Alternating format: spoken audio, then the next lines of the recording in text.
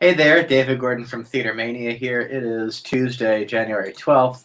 I'm here with Peter Kim. If you've seen Radha Blank's amazing Netflix movie, The 40-Year-Old Version, uh, you've seen Peter in it. Uh, Peter plays Archie. It's a great movie. I'm really excited to talk to you about it and the other work that you're doing with your company, NATCO, and with your company, Mr. Miyagi's Theater Company. That's right. That's right. Love it. Yeah. A little homage, to Mr. Miyagi from The Karate Kid. Love it. So you and Radha Blank go back a ways, I've heard. We do actually. I've known Radha for about a decade now. I first met Radha. I was hired to be the dialect coach on one of her plays about 10 years ago. And the weird thing is I'm not a dialect coach, but I was hired to do it. So I love the play and I was like, yeah, sure. I do dialect work. Yeah, no problem. And there was actually a character of Asian descent in it. And we just hit it off.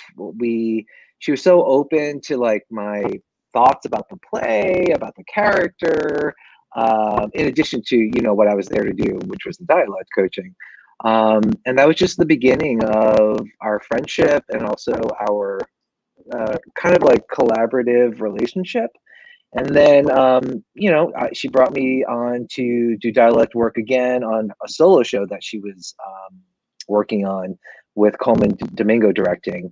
And again, we just like, it wasn't just dialect work. It was like she wanted my dramaturgical opinion about the piece, and which was very similar to the way we worked on the 40-Year-Old Version. I'm not sure if you know, David, but the movie was actually a web series first. Oh, I didn't know that. Yeah, it was a web series, and we were supposed to shoot it like 6 years ago, and then 2 weeks before the first shoot date, Radha's mom passed away. Mm-hmm. And not unlike the movie, that moment in her life was it was a life-changing moment for her. So cut to like 3 years ago, Radha reached out and was like, hey, remember that web series? Well, now it's a feature film. And it got into the Sundance Directors Lab. Do you want to come out there and work on it with me? And I was like, yeah, hell yeah, of course. And we did. And again, it was again, an opportunity to collaborate. Archie is very much, there's a lot of Peter in Archie, which I'm really proud of. And Radha was so open to my ideas, my suggestions.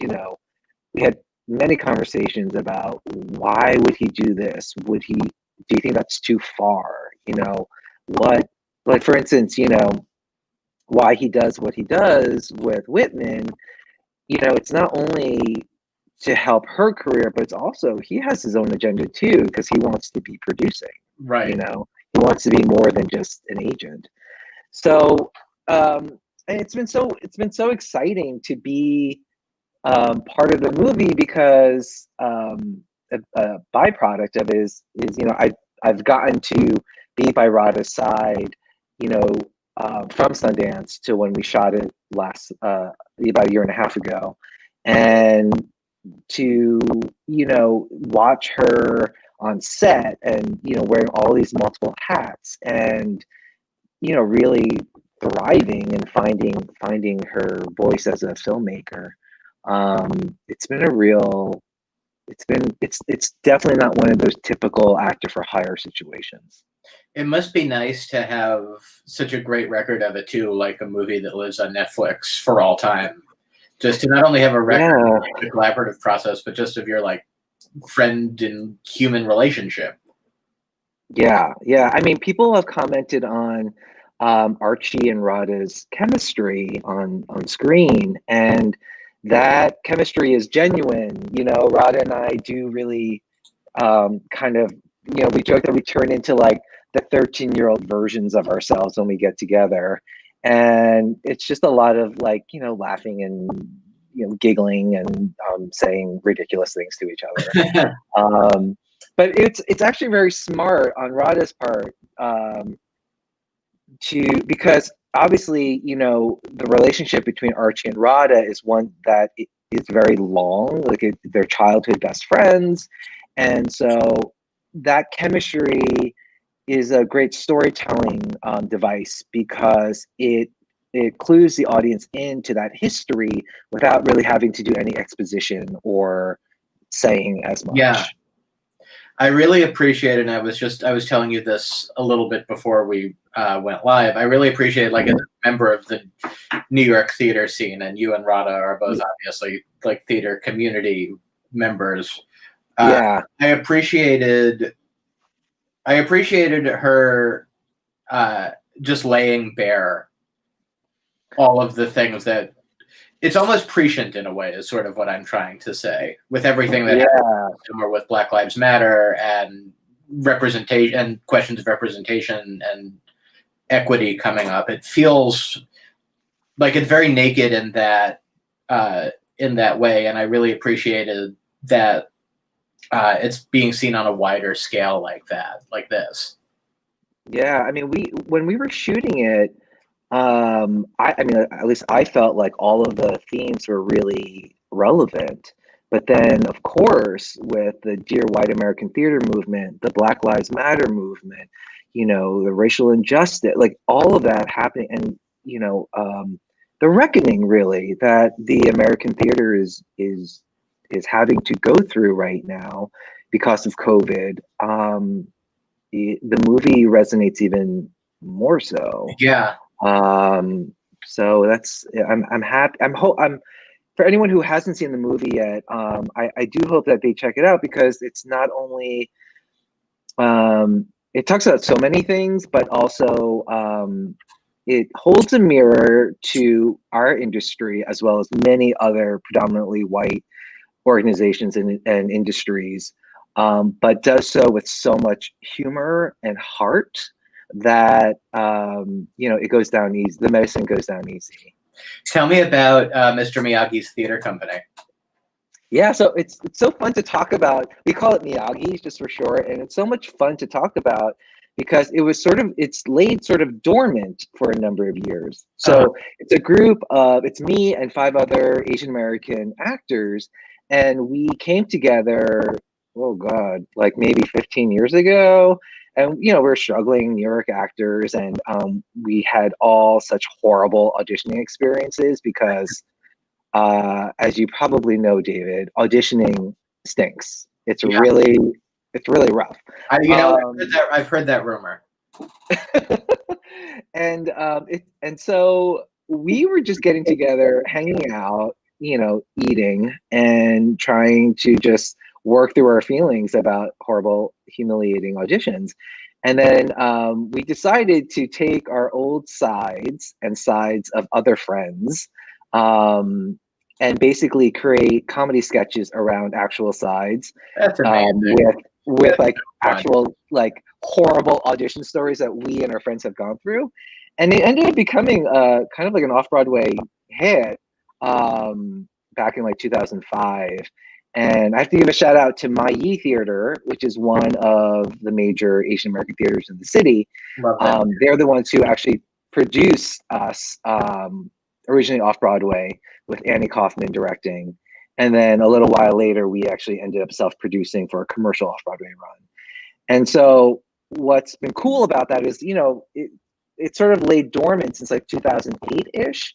And then last summer, I was able to get a grant from Princeton University where I teach acting. And I was able to secure this grant and get us back together with the hope to see if we could take one of the scenes or a couple of the scenes and adapt them into this new digital format, specifically via Zoom, because there's like so many self-tapes are happening via Zoom and auditions happening via Zoom now. So we just launched our second skit yesterday. I'll send you the link, David, so you can hopefully share it with everyone. Yeah. And we'll have another one coming out, but we're so slow. It takes us like months to make these. So it'll be probably like April till the next one comes out. But there's 2 right now. I can't wait to watch them.